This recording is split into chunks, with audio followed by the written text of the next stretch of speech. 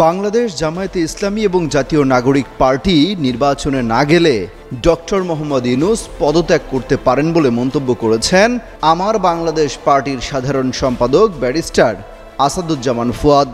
প্রধান উপদেষ্টা ডক্টর মোহাম্মদ ইউনূস আবারও একটু একটু করে সুর বদলাচ্ছেন। আবার শোনা যাচ্ছে যে তিনি পদত্যাগ করতে পারেন। কবে নাগাদ পদত্যাগ করতে পারেন? সিনিয়র আইনজীবী জেডাই খান পান্না, ফুল নাম হচ্ছে জহিরুল ইসলাম খান পান্না, তিনি একটু আগে একটা স্ট্যাটাস দিয়েছেন ফেসবুকে যে আমি গৃহবন্দী। Viewers, midnight hot news. আসসালামু আলাইকুম প্রদর্শক শ্রোতা। এবার জেডআই খান পান্না গণপিটুনির শিকার, গুরুত্বপূর্ণ তথ্য আছে। কাজী হেমায়েতুদ্দিন মিশন ভাই গুরুত্বপূর্ণ তথ্য দিয়েছেন, আশা করি সম্পূর্ণ ভিডিও জুড়েই থাকবেন। চলুন ভিডিওতে বিস্তারিত দেখে আসি। সিনিয়র আইনজীবী জেডাই খান পান্না, ফুল নাম হচ্ছে জহিরুল ইসলাম খান পান্না, তিনি একটু আগে একটা স্ট্যাটাস দিয়েছেন ফেসবুকে যে আমি গৃহবন্দী, অ্যারেস্ট বা গ্রেপ্তার হইনি, তারপরেও গৃহবন্দী। এখন প্রশ্ন উঠতে পারে যে তাকে কেন গৃহবন্দী করে রাখা হলো? তিনি একজন সিনিয়র আইনজীবী, মানবাধিকার কর্মী, হিউম্যান রাইটস অ্যাক্টিভিস্ট, তাকে গৃহবন্দী করা হলো কেন? এবং যদি এই গৃহবন্দী করা হয়ে থাকে তাহলে গৃহবন্দীটা কে করলো? বিএনপি, এনসিপি, শিবির নাকি পুলিশ? আমি ধরে নিলাম যে পুলিশই এই গৃহবন্দীটা করে রেখেছে। গৃহবন্দী কিভাবে করে আমরা জানি, যেমন বেগম জিয়াকেও অনেক মাসের পর মাস গৃহবন্দী করে রাখা হয়েছিল তার গুলশানের বাসায়।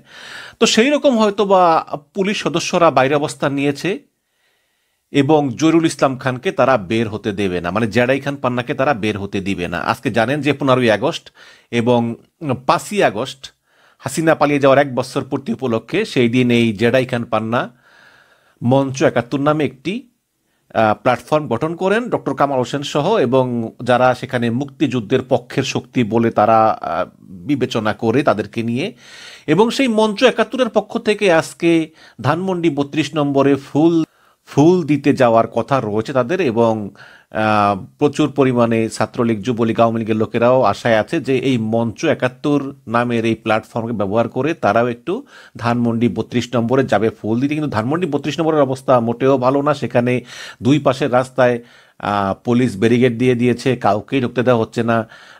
বিভিন্ন মিডিয়া কর্মীরাই আছেন শুধু, এবং পুলিশের বাইরে দূরে দূরে সেখানে ছাত্রদল, ছাত্র শিবির বা এনসিপি এরা আছে। তো সেখানে আসলে মোটেও ফুল দিতে যাওয়ার মতো পরিস্থিতি নাই। এখন প্রশ্ন হচ্ছে যে দেশের একজন নাগরিক যার নামে কোনো মামলা নাই, তাকে কি পুলিশ গৃহবন্দী করে রাখতে পারে? এখন হয়তো পুলিশের পক্ষ থেকে যুক্তি দেওয়া হতে পারে যে তার নিরাপত্তার স্বার্থেই তাকে গৃহবন্দী করে রাখা হয়েছে। এখন প্রশ্ন হচ্ছে যে একটা লোকের নিরাপত্তার স্বার্থে তাকে কেন গৃহবন্দী থাকতে হবে, তাই না? এখন পুলিশ বলতে পারে যে আজকে সিচুয়েশনটা ভিন্ন, আজকে বাইরে প্রচুর উত্তেজিত লোকজন আছে। এখন যদি জেডাই খান পান্নার মতো সিনিয়র আইনজীবী, ডক্টর কামাল হোসেন বা তাদের সঙ্গে লোকজন যায়, তাহলে বিশাল একটা বিশৃঙ্খলা হতে পারে, এবং বাহিরে যেই পরিমাণ উত্তেজিত জনতা, ছাত্রদল, যুবদল, তারপরে শিবির, এনসিপি, এদেরকে আসলে দমন করার মতো সামর্থ্য পুলিশের নাই। এটা হচ্ছে বাস্তবতা। এই কারণেই জেডাই খান পান্নাকেই ঘরে গৃহবন্দী থাকতে হচ্ছে, অথবা তাকে গ্রেপ্তারও করা হতে পারে। আজকে আমার দেশ পত্রিকা একটা নিউজ করেছে এই জেডাই খান পান্নাকে নিয়ে, সেখানে লিখেছে যে পান্নায় ভর করে আওয়ামী লীগের প্রত্যাবর্তনের চেষ্টা। বিশাল বড় রিপোর্ট, বাট পান্নার বিরুদ্ধে যে অভিযোগগুলো করা হয়েছে যে শেখ হাসিনার বিচারে ট্রাইব্যুনালকে প্রশ্নবিদ্ধ করার চেষ্টা, মানে শেখ হাসিনার যে বিচার হচ্ছে সেই ট্রাইব্যুনালকে প্রশ্নবিদ্ধ করার চেষ্টা করতেছেন জেডাই খান পান্না। অভিযোগ নাম্বার 2, আওয়ামী লীগের প্রত্যাবর্তনেই তিনি আসলে এই মঞ্চ 71 গঠন করেছেন। আমাদের বলতেছে যে এই মঞ্চ 71 হচ্ছে এই আওয়ামী লীগের আসলে একটা বি টিম, তারা ওই একটা বিকল্প আওয়ামী লীগ, যেহেতু আওয়ামী লীগ ব্যান এখন 32 নম্বর যাওয়ার ঘোষণায় আওয়ামী লীগ ছাত্রলীগের নাড়াচাড়া। আমি এটাই কালকেই বলেছিলাম যে তারা গোপনে গোপনে কিন্তু অনেক জড়ো হয়েছে, চেষ্টা করতেছে ঢোকার জন্য, ডক্টর কামালকে টানার চেষ্টা, এবং সাবেক প্রধান বিচারপতি বর্তমানে গ্রেপ্তার জেলখানায় থাকা খায়রুল হককে নিয়ে নতুন রাজনীতি। কিন্তু পান্না বলতেছেন যে আমাকে কেউ টাকা দিয়ে কিনতে পারেনি, তো ইত্যাদি। দর্শক, পান্না আসলে তিনি ছুপা আওয়ামী লীগ, কোনো সন্দেহ নাই, কিন্তু লোকটা আসলে খারাপ না। উনি শেখ হাসিনার বিরুদ্ধে কিন্তু অনেক কথা বলেছেন, এবং এই জুলাই আন্দোলনে কিন্তু উনি ছাত্রদের সঙ্গেই ছিলেন। এখন উনি ঠিক আছে, উনি শেখ মুজিবকে ভালোবাসেন বা একটু সিম্পিতি আছে, এটা থাকতেই পারে, কিন্তু তাই বলে তার বিরুদ্ধে যেভাবে বিষেধাগার হচ্ছে, যেভাবে অপবাদ দেওয়া হচ্ছে, এটা কিন্তু ঠিক না। এবং এই যে আজকে ধানমন্ডি 32 নম্বরে ছাত্রদল, যুবদল, ছাত্র শিবির, এনসিপি বিভিন্ন লোকজন তারা এই ধানমন্ডি 32 নম্বর পাহারা দিচ্ছে, এই পাহারা দেওয়ার মহান দায়িত্ব তাদেরকে কে দিয়েছে বলেন তো আমাকে? ধানমন্ডি 32 নম্বরে যদি সরকার সিদ্ধান্ত নেয় কাউকে আসতে দেওয়া হবে না নিরাপত্তার স্বার্থে বা যে কোনো অজুহাতে, সেখানে পুলিশ থাকতে পারে, র্যাব থাকতে পারে, বিজিবি থাকতে পারে। এই জনতা, ছাত্র জনতা, সে যে নামেই হোক, ছাত্রদল হোক, যুবদল হোক, শিবির হোক বা বৈষম্য বিরোধীরাই হোক, তাদেরকে এই মহান দায়িত্ব কে দিয়েছে যে যেই আসবে তাকেই আটকাবে, তাকেই অপদস্থ করবে? দেখুন, শেখ হাসিনার আমলে আমরা এরকম বহু দেখেছি কিভাবে মানুষের উপর অন্যায় করা হয়, মানবাধিকার হরণ করা হয়। একটা মানুষের শোক জানানোর অধিকারকে আপনি কখনোই হরণ করতে পারেন না, সে ভালো হোক খারাপ হোক। আপনার চোখে শেখ মুজিব অনেক খারাপ লোক, ঠিক আছে, আপনি আপনার ধারণায় থাকেন, কিন্তু যেই লোকটার চোখে শেখ মুজিব ভালো লোক, তার মৃত্যুতে সে সমবেতী হতে চায়, তাকে শ্রদ্ধা জানাতে চায়, তার আত্মার শান্তি কামনা করতে চায়, একটা রাষ্ট্রের কোনো অধিকার নাই তাকে বাধা দেওয়া। সে কাজটাই করা হচ্ছে। এখন বিচ্ছিন্নভাবে কিছু অতি উৎসাহী জনতা আসতেই পারে, কিন্তু বিএনপি এবং জামাত তাদের তো একটা দল আছে, একটা কমান্ড আছে। সেই কমান্ড কি একবারও বলেছে যে তোমরা ধানমন্ডি 32 নম্বরে যাইও না? বললে তো তাদের নেতাকর্মীদের যাওয়ার কথা না। তার মানে বিএনপি এবং জামাত তারাও কিন্তু বলে নাই যে তোমরা যাইও না, তারা বরং উৎসাহ দিয়েছে যে তোমরা ধানমন্ডি 32 নম্বরে যাও, সেখানে গিয়ে সবাইকে আটকাও, কারণ ধানমন্ডি 32 নম্বর হচ্ছে ফ্যাসিবাদের আতুরঘর। হয়তো যুক্তি আছে, কারণ শেখ হাসিনার আমলে শেখ হাসিনা তার পিতা শেখ মুজিবকে এত ব্যবহার করেছে যে যে মানুষটা আজ থেকে 50 বছর আগে মারা গিয়েছে, সেই মানুষটার প্রতিও মানুষের এত ক্ষোভ। অথচ তিনি কিন্তু এই শেখ হাসিনার এই ফ্যাসিবাদের পার্ট নন। তো এখন দর্শক, আমার কথা হচ্ছে কি, যে ইতিহাস বারবার ফিরে আসে।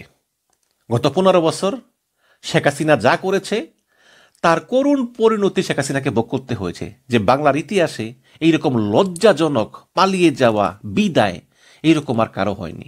শেখ হাসিনা তো এখন ফোনে টোনে কথা বলে বিভিন্ন হুমকি টুমকি দেয়। আমি শেখ হাসিনা হলে আমি মুখে কাউকে দেখাতাম না, এই কণ্ঠে কাউকে শোনাতাম না, এত লজ্জা। সেই আওয়ামী লীগকে ইতিহাসের সেরা লজ্জা, সেরা শাস্তি মহান আল্লাহ পাকি দিয়েছেন এই পৃথিবীতেই। আল্লাহর বিচার বড় বিচার। এখন আমরাও যদি সেরকম করি তাহলে কিন্তু আবার ঘুরে ফিরে সেই ইতিহাস আমাদের বিরুদ্ধেই যাবে। সুতরাং আমি আহ্বান জানাই যে এই জেডাই খান পান্না, কামাল হোসেন, এই মঞ্চ 71 তারা যাবে, ফুল দিয়ে শ্রদ্ধা জানাবে, কিছুক্ষণ থাকবে, তারপর চলে যাবে। আর যদি পুলিশ মনে করে যে তাদের এতে নিরাপত্তা বিঘ্নিত হতে পারে, পুলিশ সেখানে বিকল্প অল্টারনেটিভ ব্যবস্থা করতে পারে বা কথা বলতে পারে। কিন্তু একজন সিনিয়র আইনজীবী, একজন মানবাধিকার কর্মী এবং একজন মুক্তিযোদ্ধাও তিনি, তাকে এভাবে জোর করে গৃহবন্দী করে রাখা কোনো ভালো কাজ হতে পারে। আসসালামু আলাইকুম।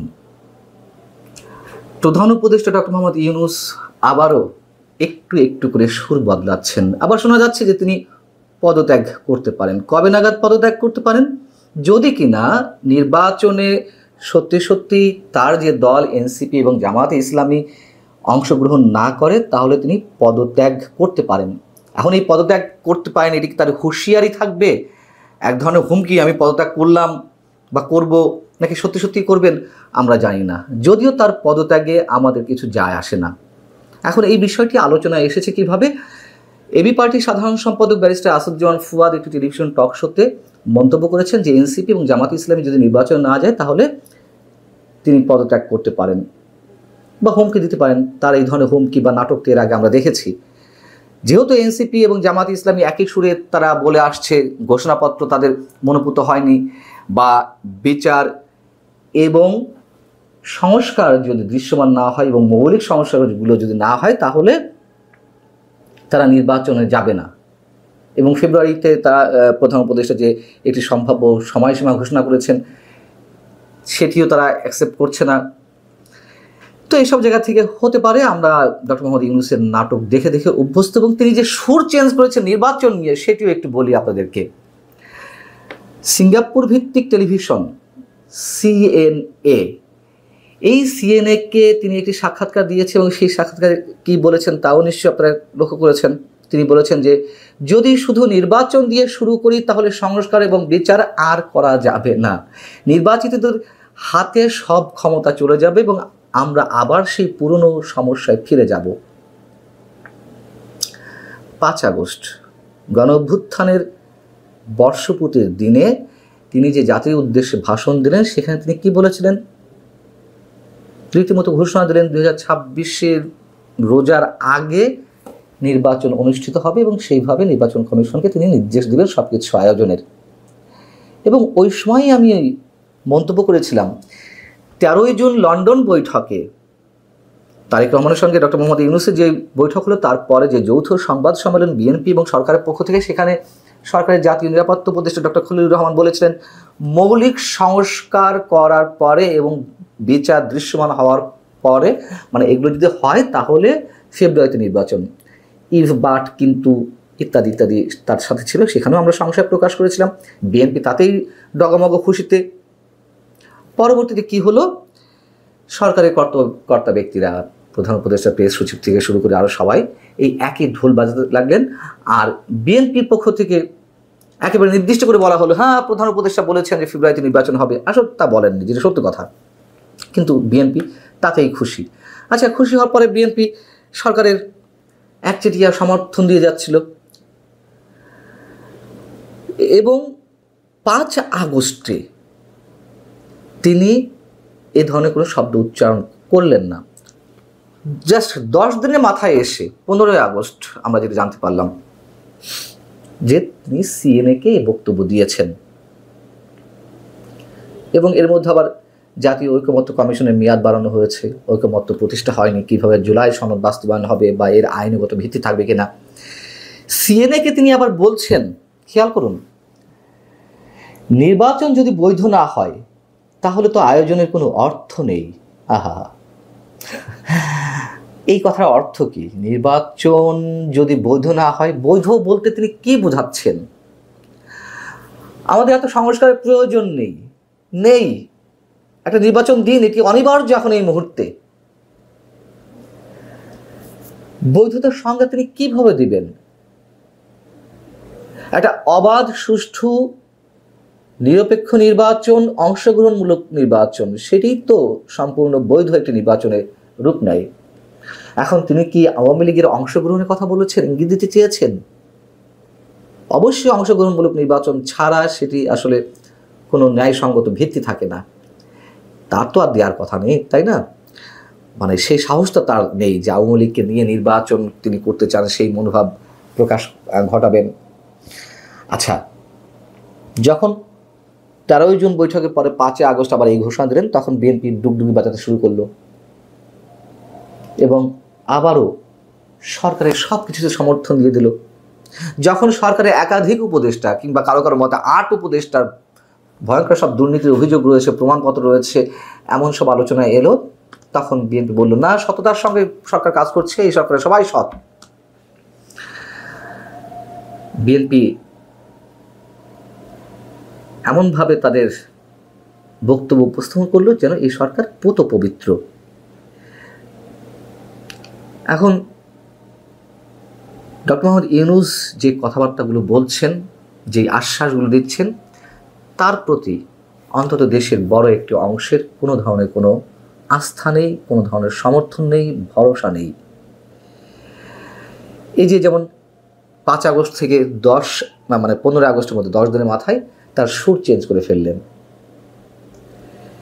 শুরু থেকে বলে আসছি, নির্বাচন এই সরকারের অধীনে হবে না অথবা এই সরকার দিবে না, শুরু থেকে একেবারে বলে আসছি। কিন্তু বিএনপি সেই বক্তব্য, মানে প্রধান উপদেষ্টা এইসব বক্তব্যকে সামনে রেখেই তারা সামনে এগোতে যাচ্ছে। এবং এর সাথে আরও একটা কথা বলে রাখি, আগেও বলেছি, আইন শৃঙ্খলা পরিস্থিতির যে অবস্থা, এটি আরও মানে চরম অবস্থায় যাবে, আরও খারাপ হবে। তখন সরকার বলবে যে দেশের এই পরিস্থিতিতে আসলে নির্বাচন তো দেওয়ার পরিবেশ নেই। নির্বাচন কমিশন তো অবশ্যই ডিসেম্বরে গিয়ে নির্বাচনের শিডিউল ঘোষণা করবে, তফসিল ঘোষণা করবে, তার আগে তো নয়। এবং আমি বলে রেখেছি যে এই কয় মাস যাতে নিশ্চিন্তে থাকতে পারে রাজনৈতিক দলগুলোকে ঠান্ডা রাখতেই এ ধরনের একটি ঘোষণা দেওয়া হয়েছে। তার প্রমাণ কি মিলছে? ধরুন ডিসেম্বরে গিয়ে আমাদের কথাগুলো সত্য হলো, নির্বাচন কমিশনের পক্ষ থেকে বলা হলো বা সরকার বলল যে না, এই পরিস্থিতিতে নির্বাচন দেওয়া যাচ্ছে না, যদি কিনা আইন শৃঙ্খলা পরিস্থিতির অবস্থা আরও অবনতি ঘটবে তো বটেই, যা কিছু চলছে তাতে আইন শৃঙ্খলা পরিস্থিতির অবনতি ঘটা ছাড়া অন্য কিছু কল্পনা করা যাচ্ছে না। তখন বিএনপি কি করবে? আন্দোলন সংগ্রাম করবে, আবার আলোচনা হবে, আবার এক টেবিলে বসতে হবে, তাতে আবার কয় মাস যাবে?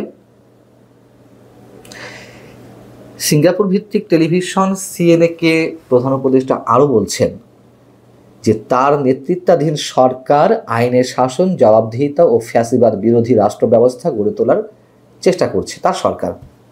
মানে এগুলো না আমরা আসলে কি বলবো, খুব জুৎসই ভদ্রোচিত শব্দ খুঁজে পাচ্ছি না। মানে আমাদের লজ্জা পাওয়া ছাড়া আর কিছু করার নেই। এটা নাকি এই সরকার নাকি আইনের শাসন প্রতিষ্ঠা করেছে, জবাবদিহিতা প্রতিষ্ঠা করেছে কোনো ধরনের অভিযোগ ছাড়াই।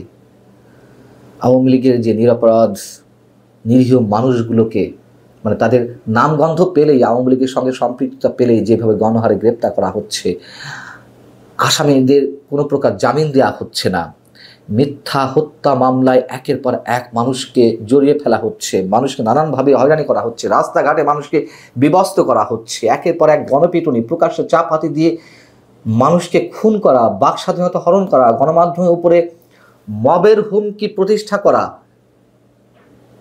এসব আইনের শাসন, এইগুলো জবাবদিহিতা?